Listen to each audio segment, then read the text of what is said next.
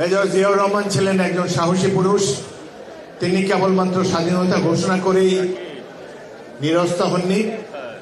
অন্যান্য সেক্টর কমান্ডারদের মতো তিনি ভারত সীমান্তের ভিতরে দীর্ঘ সময় অতিবাহিত করেননি। আমরা যারা জুনিয়র অফিসার ছিলাম, প্রথম সারিতে যুদ্ধ করেছি, পাক বাহিনীর সাথে হাতাহাতি যুদ্ধ করেছি, তিনিও আমাদের কাতারে এসে আমাদেরকে সাহস জুগিয়েছেন, অনুপ্রাণিত করেছেন। 10 থেকে 14 তারিখ পর্যন্ত এই 4 দিন আমরা চা বাগানের মধ্যে দিয়ে সিলেটে আসার চেষ্টা করেছি। সারা রাত হাঁটতাম, সকালবেলা একটু বিশ্রাম করার সুযোগ পেতাম গাছের আড়ালে। তৎকালীন মেজর জিয়াউর রহমান যে প্রশ্নটি বারবার আমাদেরকে করতেন আলাপচারিতায়, তিনি বলতেন যে পাকিস্তানিদেরকে তো তাড়ালাম, কারণ বিজয়ের দ্বার প্রান্তে আমরা উপস্থিত হয়েছি। পাকিস্তানিদেরকে তো তাড়ালাম, কিন্তু এখন আমাদেরকে আবার ভারতীয়দের সাথেও আবার একটা মুক্তিযুদ্ধ করতে হবে।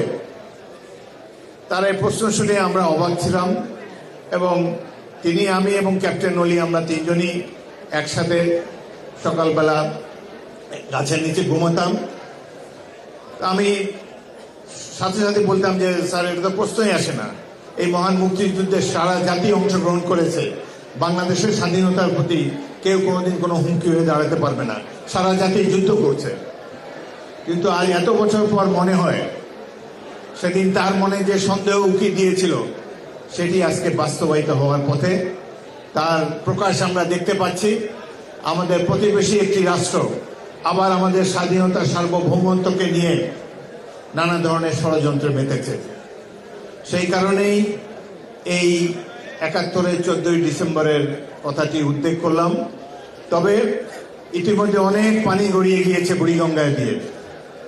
স্বাধীনতার অব্যবহিত পরে আমরা লক্ষ্য করেছি যে লক্ষ্যসমূহ ধারণ করে আমরা মুক্তিযুদ্ধে অংশগ্রহণ করেছিলাম, সারা জাতি যুদ্ধ করেছে।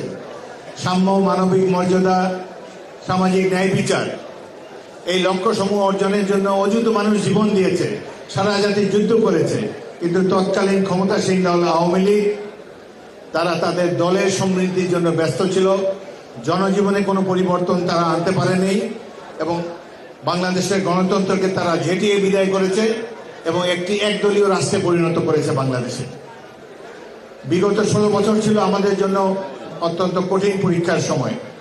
আমি বিএনপির সকল নেতা কর্মী আন্তরিক অভিনন্দন জানাই তাদেরকে, যারা 16টি বছর অনেক কষ্ট করেছেন জীবনের বিনিময়ে এবং এই ফ্যাসিস্ট বাহিনীর বিরুদ্ধে মোকাবেলা করেছেন পথে প্রান্তরে, যার ফলে যুদ্ধের শেষ পর্যায়ে জুলাই আগস্ট মাসে সাধারণ ছাত্ররাও এর সাথে যোগ দেওয়ার ফলে আমরা বিজয়ী হয়েছি এবং অবশেষে আমরা আবার একটি সুযোগ পেয়েছি।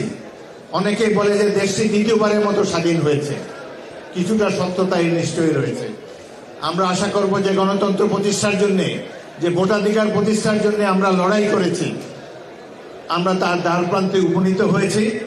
আমরা আশা করব বর্তমান সরকার অতি অল্প সময়ের মধ্যেই গণতন্ত্র এবং ভোটাধিকার অর্জনের জন্য একটি নির্বাচনের রোডম্যাপ ঘোষণা করবেন, যাতে করে 71-এর মহান মুক্তিযুদ্ধের লক্ষ্য আমরা যেন অর্জিত হয়েছে বলে দেখে যেতে পারি। আমরা একটা সমৃদ্ধ বাংলাদেশ, গণতান্ত্রিক বাংলাদেশের জন্য সংগ্রাম করেছি এবং আশা করি আমাদের সকলে অংশগ্রহণের ফলে আমাদের সেই স্বপ্ন বাস্তবায়িত হবে। বিএনপিরও কিছু করণীয় আছে।